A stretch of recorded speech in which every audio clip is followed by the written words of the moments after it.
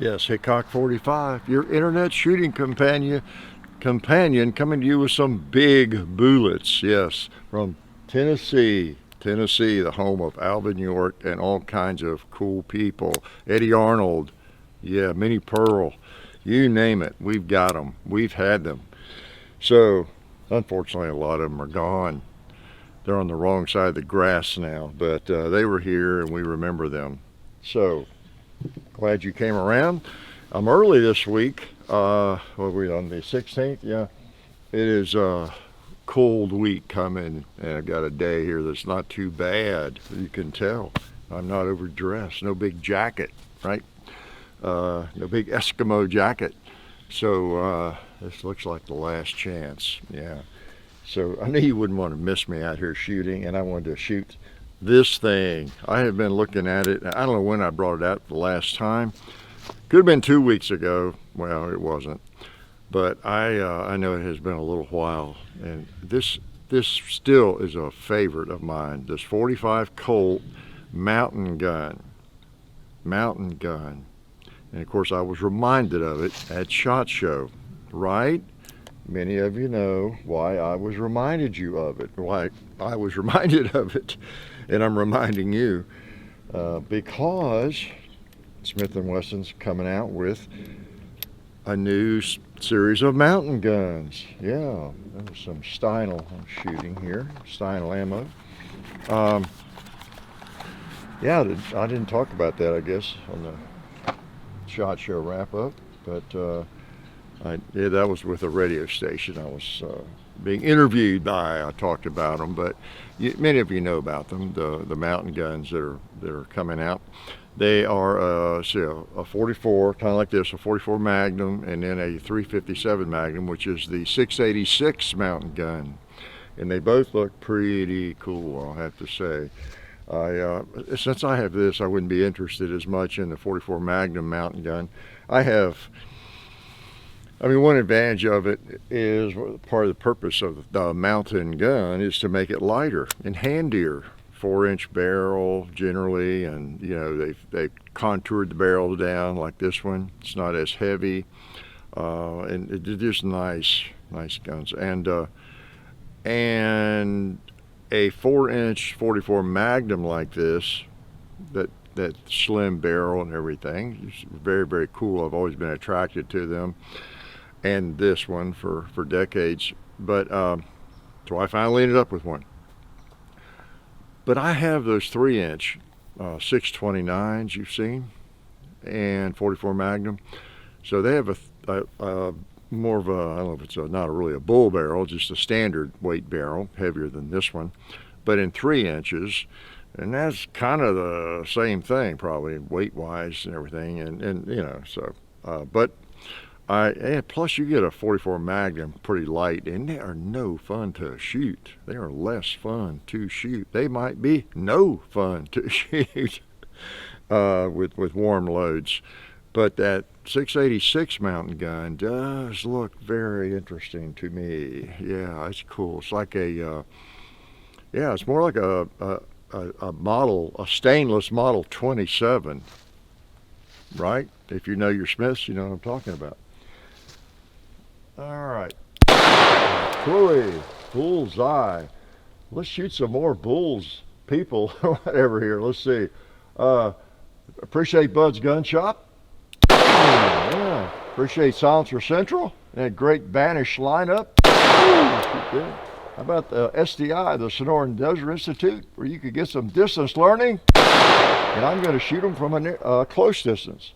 And then how about Alabama Holster? Best little concealment Kydex holsters on the planet. Boom. Yeah. And Talon grips, missed. Ballistol, missed. Gun Fun targets, I made it. Got a load of Gun Fun targets today. Yeah, they just came today, and you'll be seeing them very, very soon. Very similar. You'll be seeing a change in sponsors, and we're excited about that. So, you know, that's the way that goes. As I've always said, too, if you want to know who our current sponsors are, I remind you all of this every now and then, because guess what? Videos that are on the channel that we have recorded since about 2007. And there have been lots of changes through the ages, right? Through the decades. And but if you want to know who our current sponsor, and they don't change much, right? Very often at all. We're very fortunate, and that's why we like it, prefer it.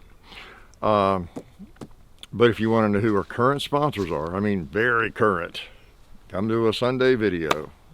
Now that means a recent current Sunday video. There's also Sunday shoot-arounds on the channel up from how many years ago? How many years have I been doing this? Where's the number? This is 268, so over 5 years. So, you know, looking at a Sunday video to find out anything that is absolutely current needs to be a recent one, right? Although this is not a news thing that I do on Sundays, is it? I mean, they're all, you know, you could go to one 4 years back and it's the same as watching one today, basically. But if in terms of the sponsorship, you know, you can see who that is. Yeah, all right. Because we're not taking down any videos. Duh. YouTube does enough of that for us. By the way, watch for that too. I recorded a preface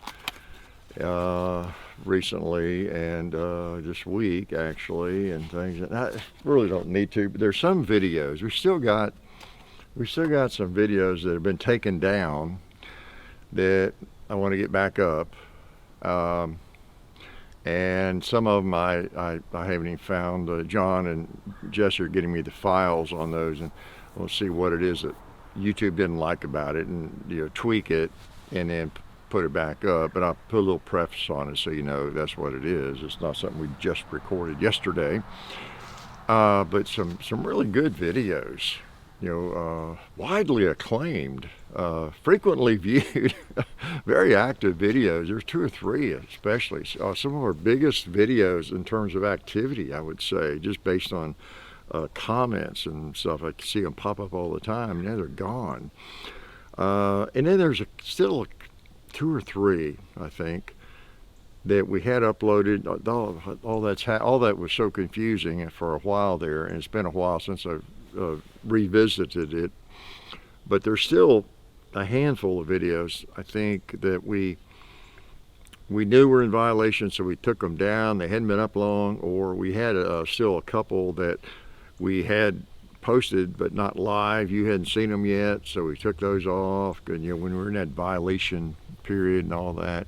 So anyway, you may see some videos go back up. I'll do a little preface on those, the ones that were taken down, or we took them down to fix them. It's not many, but it's there's a few of those that I want to get back up. Okay, so yeah, watch for that. It's a little weird, a little dorky, I know. I want to do some kind of intro just so you know what it is. It's like you've seen a couple of those where I say, hey, the video you're about to watch, you know, was edited or whatever, and that kind of thing. It generally involved something about the sponsorship, so we do that before it and then take it out of the body of the video and that sort of thing. Okay? All right. What do I have here in my hand? I have some Underwood I'm going to try, and this is some of the, oh yeah, the Keith semi-wad cutters. That's right, that stuff's pretty warm. These are great bullets, Keith bullets.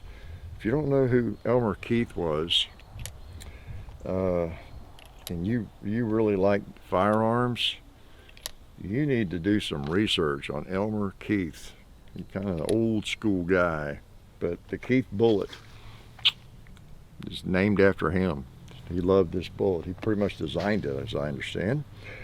Of course, he's also kind of the father of the 44 Magnum and the 357 Magnum and what else. I mean, he, you know, if you want to be a learned firearms enthusiast, you need to know who John Browning is, and Elmer Keith, and of course there's a lot of other names, right? Bill Jordan, Skeeter Skelton, we could name them all day long.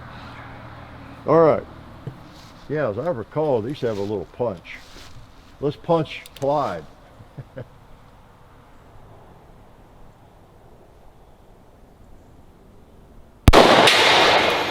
that punched him. Oh, those are nice rounds. Yeah, boy. I bet it'd blow a 2 liter. Or a gong if I could hit it.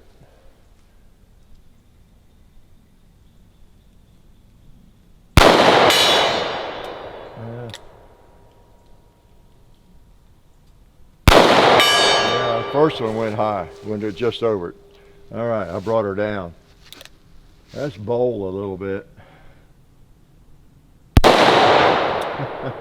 Let's shoot this target again. I knew it was empty. Yeah, that's nice. I like this firearm. I like it a lot. Yep. 4-inch mountain gun, 45 Colt. And that ammo right there is an example. And there's a lot of 45 Colts, pretty stout. Stout enough, really, for a 4-inch light barreled firearm. But with a good bullet design, I mean, there's not much that wouldn't work on. There's nothing wrong with that even to carry in bear country. I mean, it might be better choices than a handgun, but that round and that bullet would have as much punch as any 10 millimeter, probably better. Yeah, but yeah, it's a kind of a heavy chunk, and you got 6 shots instead of 15 of a Glock 20 or something like that. Now again, you all know that new people, you don't go bear hunting with a handgun. I don't think anybody does that. Maybe some black bear hunting with some kind of crazy handgun. But I mean, in general, when people talk about the 10 millimeter pistols or firearms like this, 44 Magnum, 45, whatever, for bear protection, that's what they mean, bear protection. You're in bear country, fishing or whatever, hunting some other animals, whatever you might be doing. And could be squirrel hunting, I guess, but you've got something that might save you in the event of a bear attack.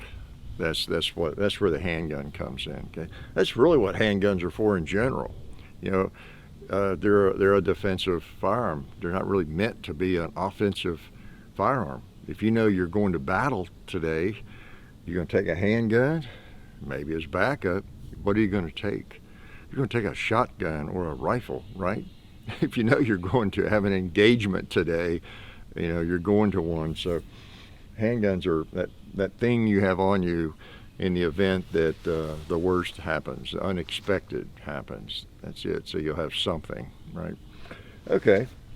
So full of knowledge today, aren't I?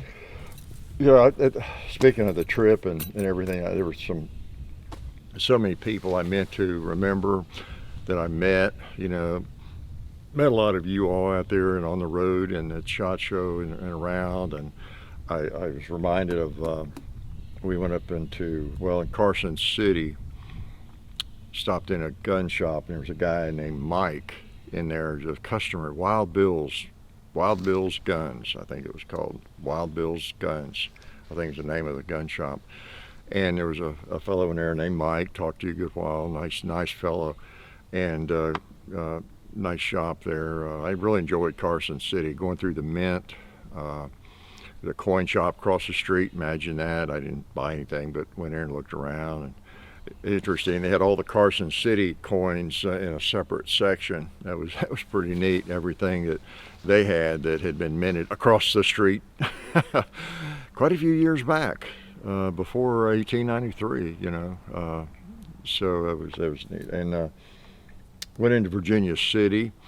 Of course, that was really interesting, seeing how the silver was mined, and had lunch there.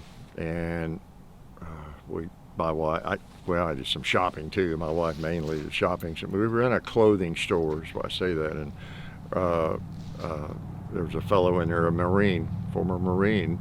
There was a viewer. Had a nice chat with him. Just the restaurant there. Just along the way, it's just interesting, the people you meet. As I've said many times, firearms owners too maybe, but firearms owners tend to be just good folks. The ones I meet, the ones I see, you know, over and over and over again. I recall, and my wife was with me, we were coming out of a little snack shop in the Venetian.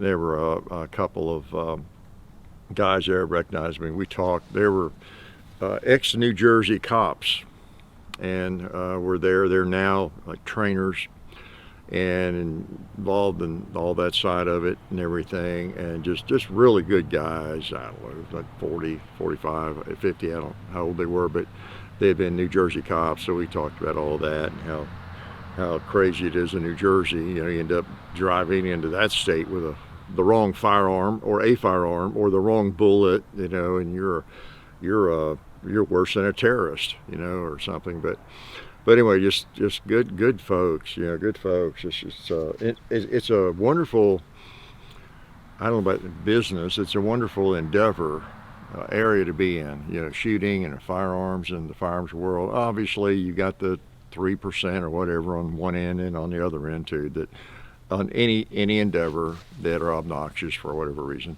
But that gigantic portion of people, majority, are just good folks, and yeah, just good people. It's that simple. And look at all the YouTube videos. Look at all the gun YouTube video. Gosh, I mean, I can't believe how many people are doing some variation of firearms videos. What would it be? 10,000 or something? It doesn't matter what firearm I have an interest in or I want to look at.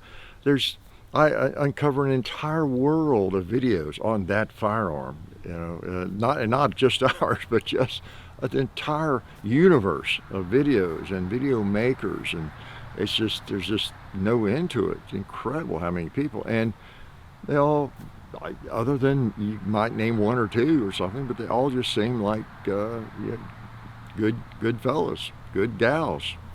Yeah, that's my experience. I don't know.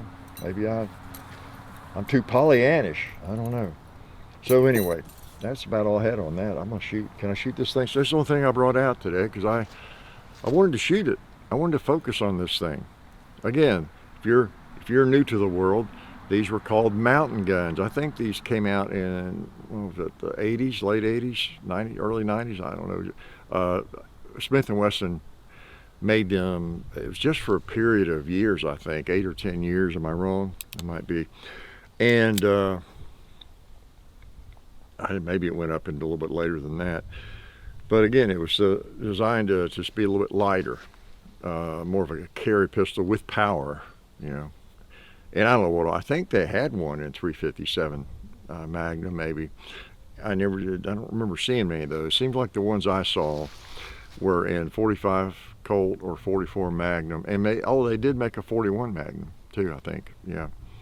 There may be some others, I don't know, but they have come back out with it, and that is nice. That is nice. No key lock like these, no key lock on it. And they also have, let's see, is it on both of them or just the 357? I looked at them, you know, it's shot, but they've got a ball detent lockup right there on the crane, like the old triple locks, and like who does that? Ruger on some of theirs, to make it stronger, and yeah, just nice. No key lock.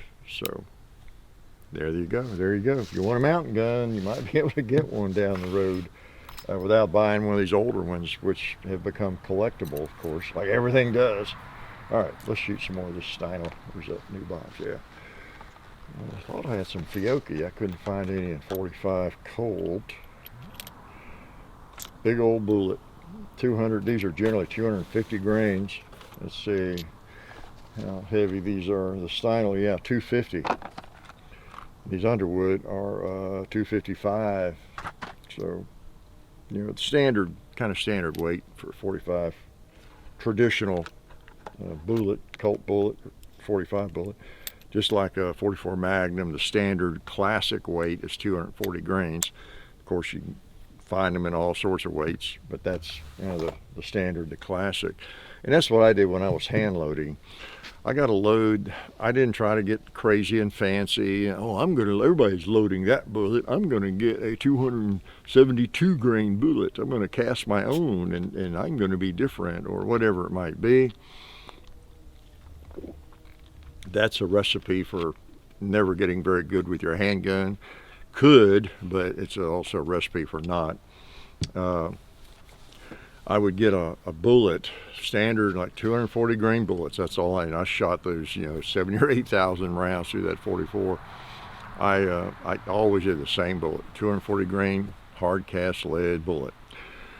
You want as few variables as possible.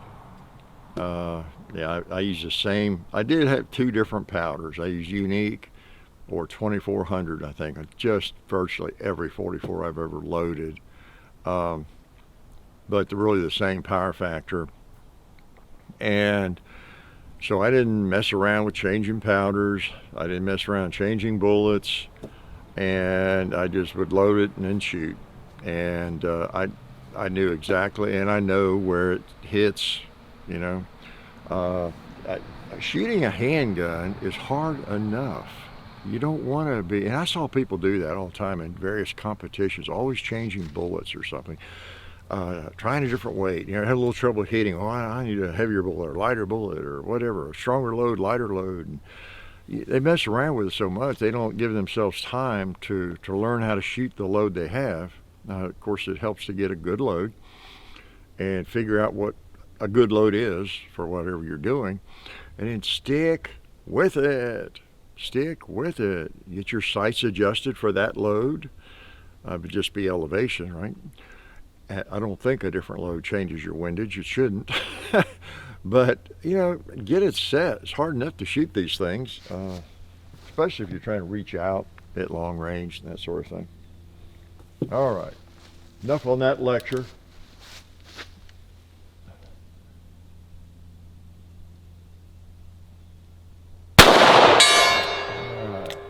Nice. What about you, Clyde? You need some more lead?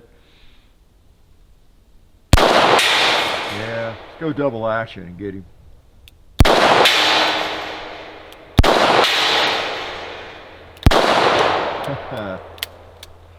Yeah, I'm sorry, Clyde. You get beat up every Sunday at least. Sometimes during the week we do videos over here.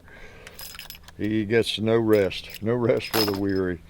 Well, let's see. Do I know anything about kids or anything for young people? No. I was thinking I was frying eggs this morning, and I was and almost every time I fry eggs almost every morning, and it hits me almost every morning that I do it. I don't always put salt or pepper on my eggs as they're in the skillet, but sometimes I just do that a little bit. I don't know why, because I remember sitting and watching my dad especially do that. He would get up usually before my mother, and because he'd get up early like me, and he'd be in there when I'd come in, you know, before school, whatever, or even if I was home in the summer or something. He'd be frying some eggs, and you know, having coffee before he'd blast out pretty early, and he would always do that. He would always. I have a vision of him taking a salt shaker and pepper shaker, and especially pepper. I remember putting pepper on those eggs in the skillet, you know, before he turned them over, you know, over medium. He'd eat them like I do, over medium. And it's funny how things just bring that back to mind. You know, you just, you know, of course, you've been around a while, everything brings somebody to mind, right? Everything you see, do, it's, you know, somebody had a car like that, or someone who lived there, or someone who used to talk like that, or someone who used to like that movie, or that was their favorite book. After you've lived for several decades, but that's one of the things that, you know, always strikes me, and it's occurred to me as a little piece of philosophy. And I, of course, have fond memories of my father. You know, I got a lot of whippings, you know, with a belt, just like everybody in my generation did almost, and I deserved every one of them. But I always have fond memories of my parents, you know, and they weren't perfect, but I have fond memories of them, good experiences, and it occurred to me, you know, that is the same thing we are all building every single day of our lives. What memories are you building for the people around you? You know, if you check out tomorrow or today, or before you see this, you'll miss my advice. But if you check out suddenly, which tends to happen quite a lot, doesn't it, with people? What are people going to remember you by? Are they going to remember you in a positive way? Are they going to remember you in a negative way? You know, what kind of memories are you building into people? Not that we live for other people, but whatever you do, you're around people, friends, family, that kind of thing. What are they going to think of when they think of you? What they think of now when they think of you?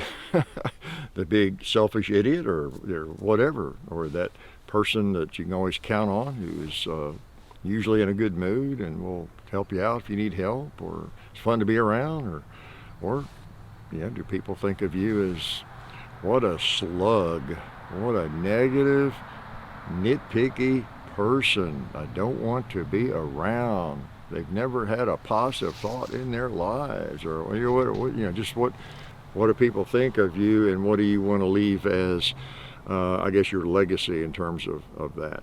People think of you. I don't know. Maybe it's not the most important thing in the world what people think about you, but it kind of tells us what we've done with our lives, I guess, what attitude we've had. So anyway, just a little something to think about. Think about it. Think about it while I shoot. Okay. Oh man, let's blast at least 6 more here before I make you go away. Yeah, man. Well, we're in the middle of February, and that means we're not all that far from March. If you live in some cold country, well, I don't know. If you live far enough north, you probably don't even think about better weather till April. But down here, Tennessee, we start going in the other direction. When we get out of ugly old February, we start going the other direction.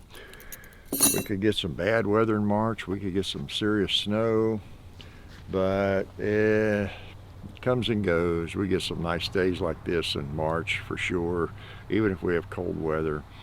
And then when we get into April, yeah, that's really when we get some decent weather, and you can almost count on it, but not always. So here we go. We're moving on through the winter. All right. How shall I use my last 6 rounds wisely? Let's put another one in the bullseye. Yeah. Went through the same hole. That's what you do. So you shoot blanks and you just say you're putting them through the same hole. Let's hit that old cowboy around the 2 liters in pins.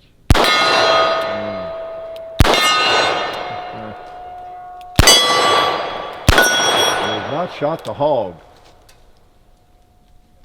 Yeah, got him a little high. He deserves some lead too, don't you think? Everybody does. Yep. As I've said, this is a favorite type of shooting of mine because it's big lead, 250 grains. Just to put it into perspective, if you're a really new shooter and you've shot a 22 long rifle, they usually weigh what, 36 grains, 40 grain bullet, lighter, even 30 grain bullet. These 250 grain. Let you do the math. How many 22s would that be? So it's a big piece of lead. But in a 45 Colt, well, depending on your loading, it could be very comfy in almost anything, even a 44. But in a 45 Colt, most factory ammo is not that punishing. You would not want to be in the way of it, and it's sufficient probably for most hunting or anything. It's considered to be a powerful round. But in today's magnumized world, where everybody's got to have the biggest and the baddest, and a 500 Magnum, and a 454 Castle, and all that sort of thing, a 45 Colt seems mild. It didn't seem mild to anybody for 100 years, probably 150 years, but it is pretty comfortable to shoot. It really is. 45 Colt's a great round, and it's big lead, so you can hear it hit out there, smacks those targets. And Smith & Wesson makes a nice mountain gun. I guess now I'm a salesperson for Smith & Wesson. Sounds like I've been bragging on them a lot lately. I am happy with them that they've come out with a no-lock firearms now, and it looks like they're going to be moving in that direction on all their models, so that will be nice. So anyway, I think I'm going to make you leave. I think I've shot enough. I think I've yacked enough, and there's nothing else that I was just dying to make sure you knew about, because there's probably not a lot you want to know about anyway from me. So as we move into the late winter and spring, yeah, looking forward to that, and shooting some different guns. I've got some guns coming in. Oh, got 3 or 4 interesting guns. I think I might even have a registered Magnum I'm going to be borrowing from somebody, if you know what that is. And yeah, 4 or 5 new guns I've not fired before, and yeah, some of these things that come out, we'll try out the mountain gun if we can get our hands on those, or one of them at least. The new, I want to try out the new Ultimate Carry J-frame in the Thai. It's called a Thai model when that comes out. So, you know, some things like that this spring and summer. And I might even drag out some really new innovative firearm like my Henry 1860 Henry rifle in 4440 or something like that. Yeah, you know me. I'm not worried about how many new guns I shoot. I want to shoot some of the new guns that we want to shoot and review, quote unquote. But yeah, I can never get away from the classics. I love them. So glad you came around this Sunday, and stay warm. Hope you get some shooting in. If not, you probably have one that needs cleaning again, right? Just get it out and detail clean that rascal to make sure it's ready to go for the spring. So I'll see you next week, I hope. Life is good.